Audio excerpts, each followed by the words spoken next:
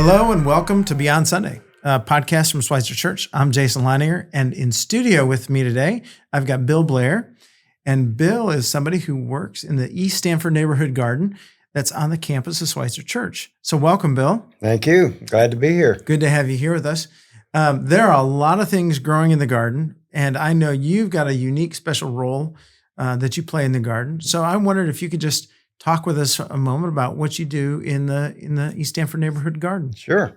Well, first of all, I'm an employee of Springfield Community Gardens, and our purpose in the Market Garden at Stanford Street, there's two gardens at Stanford Street. There's a Market Garden and a Community Garden, and they're separate.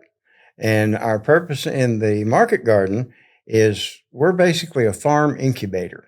Our purpose is to train people to raise either their own vegetables or to raise for market, whichever they choose. And we have two different, Springfield Community Gardens has two different parts of that. We have an internship program that's done over at Amanda Bell, and then we have a practical aspect of it, which is done here at Stanford Street. And what the people at Stanford Street do is they're involved in everything from the planning of the year's worth of gardening, and there's a lot of planning there that goes on in order to make this all work. They're involved in the planting, seeding, transplanting, cultivation, and harvesting, and the marketing. And as anybody who is self-employed knows, half of it, well, 3/4 of being self-employed is marketing yourself. And that's an area that most people that want to be commercial farmers or gardeners are not very good at, because people get into that kind of thing because they're independent nature. And their independent nature works contrary to them developing a marketing plan where they can actually market, because they don't want to deal with people. And so we have to teach them how you go about that. And you don't walk into we sell right now, we sell 100% of our produce through Mama Jean's. And that's our access into the local market is through Mama Jean's. And as you know, Mama Jean's is 100% organic or naturally grown. We are naturally grown at the Stanford Street Garden. We are not organic certified. We just haven't seen a benefit to that. We do everything that the organic growers do. We don't do anything that the organic growers don't do. And, you know, at some point you just have to have a leap of faith and confidence in who's providing your food. We're 100% transparent. We're open to basically anybody at any time. We'd prefer you make an appointment to come in and walk through the garden and see what we're doing and what we're using. We're not going to have to scurry around and hide a bunch of chemicals or anything like that, because we just don't use that. It's not there. And we're not just there to train people to go out and do a 2-acre patch of iceberg lettuce. That's great. You know, that's part of what we're doing. But we're also there to help people move into a backyard patio type gardening situation where that at least part of the year you can get something that is of maximum nutritional value and quality as far as taste is concerned. So that's what we're doing. You've been one of the things I've noticed, because I get to work here and see you working here. You've been growing things in the garden almost all year round. And so what are some of the favorite things you like to grow? Well, from my standpoint, I like to grow anything that'll make money. Of course. The higher price per pound, the more I like to grow it. Okay. And because that's what allows us to keep the garden going. You know, I mean, it's not that we're a commercial enterprise as such, but we do have bills to pay and we have expenses to meet. So I like to make money, but everything that we grow over there is seasonal, but we extend the season. And as a society, what we've got used to is we've got used to buying any produce item or any vegetable item anytime. Right. I mean, I remember back when I was a kid, if you wanted strawberries in February, you went to the frozen food section. And now you can go to the fresh produce section and get them from Brazil or Argentina or wherever they fly them in from that night. And so we like to just stay seasonal with stuff, but we extend the season. In other words, by the use of hoop houses and row covers, things like this, we can add 2 or 3 weeks into the production in the spring. For summer crops, we start them 2 or 3 weeks earlier.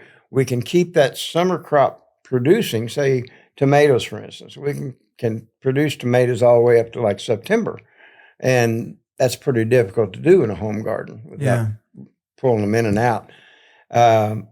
We grow a lot of leafy greens because the nutritional value is there, the taste is there, and the demand is there. And they're very weather tolerant. Sure. And we've also started growing, the community garden side is about 75-80% of the Chin people. They grow a lot of Asian vegetables. When we think of Asia, the average American thinks of Vietnam, Thailand. Asian vegetables are actually from the Mongolian region, where they have huge temperature extremes of heat and cold. They have extremely cold winters, extremely hot summers. And what do we have in Missouri? We have extremely cold winters where they're short, but a week at 10 below is still a week at 10 below. Yeah. And our summers are extremely hot and humid. And so the vegetables that they grow, we're adapting quite a few of them to us. We grow a spinach called Ceylon spinach that comes out of what used to be Burma's, Myanmar now. And we picked that up from the Chin people. That was something they grew. We watched it and we've seen how it produced during the extremely hot summer. Ceylon spinach doesn't even start to grow until it's 90 degrees. And so we're growing a ton of that stuff. Yeah, one of the most interesting things about the garden out here is that there's all kinds of things I've never seen grown in a garden. Right. Yeah.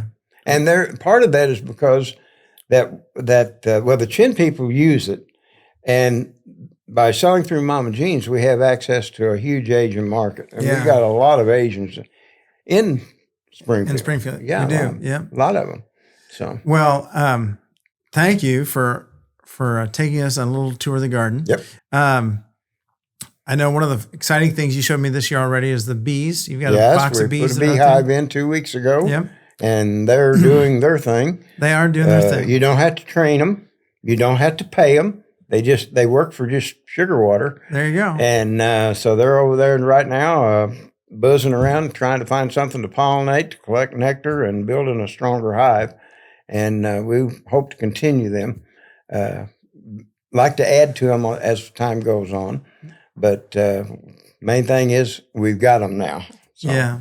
Well, Bill, thanks for coming in today and for sharing about the garden. Friends, if you'd like to see more about the garden, Bill is oftentimes around in the mornings. So if you stop over there, he can give you a tour and show you what's happening. And you grow great produce. Produce is available at Mama Jean's Market on East Sunshine. And what's it marketed under? It's marketed under Springfield Community Garden. Okay. And usually Mama Jean's designates it with a sign that it's local grown and who grows it. Yeah. And so they show that. But we give thanks to what God's done in your life. Indeed. And what God is doing in the lives of a lot of other people through the garden. Right. And so. And we're always available. I mean, there is nothing that makes my day more than, especially just like a family. If you just want to get your kids out and show them where stuff comes from, don't go into the garden without somebody being there to tour with you, because we do have bees there and they're not a problem. They're not going to hunt you down and attack you, but they will defend their homes very aggressively. So, we just love to give tours. Indeed. So thanks, Bill. You betcha. And My pleasure. Thanks to everyone who's listening and watching. Yeah. And we always look forward to having people join us on these podcasts or in worship on Sunday. So thanks for joining us on Beyond Sunday.